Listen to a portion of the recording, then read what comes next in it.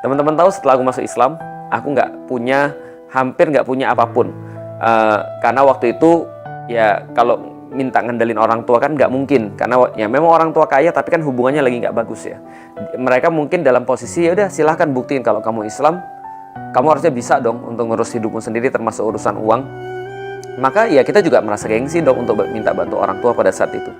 Dan ketika sudah nikah, teman-teman tahu kehidupanku sama Ummu Alila nggak seperti teman-teman lihat sekarang.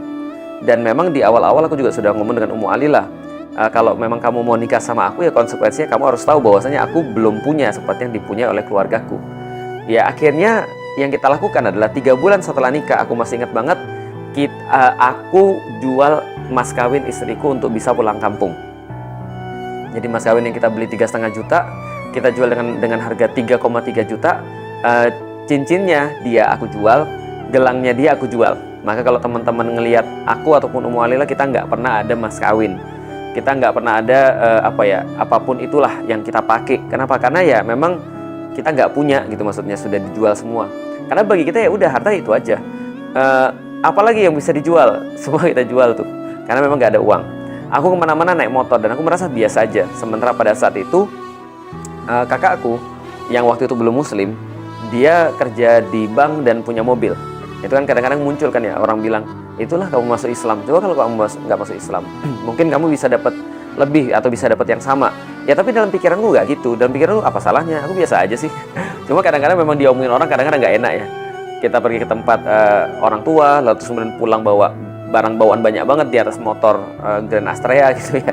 Itu rasanya kayak gimana gitu, kayak hidup kita fail. Tapi ya balik lagi bahwa kalau kita melihat duit itu cuma sekedar perantara untuk menuju keridhaan Allah, ya udah. Yang penting kita berusaha untuk cari duit halal dengan semampunya. Semampunya itu bukan negatif ya, tapi dengan semaksimalnya. Maka berapapun yang Allah bagi ya ayo kita gunakan sebagai alat. Kalaupun nggak punya itu, kita masih punya yang lain. Kita masih punya tenaga, kita masih punya akal, kita masih punya waktu untuk ditukar. Dan itu yang coba aku lakukan untuk dakwah. Karena kita juga sudah tahu bahwasanya ketika udah masuk Islam, dakwah itu adalah yang utama. Ya udah kita utamain dakwah, mau ada dan atau nggak ada uang. Dan pada saat itu yang nggak ada. Terus bagaimana aku lakukan? Cari orang yang punya uang supaya orang itu mau bantu kita untuk dakwah. Kalau dakwah itu perlu uang. Kalau nggak perlu uang ya udah kita pakai aja tenaga. Misal aku ngisi di Pasar Selipi waktu itu, di atas, di musola paling atas, dan kita nggak pernah narif. Aku dari awal masuk Islam, Ustadz Fatih Karim bilang jangan pernah narif. Emang kenapa Ustadz? Emang nggak boleh? Nggak ada masalah kalau kamu dikasih lik.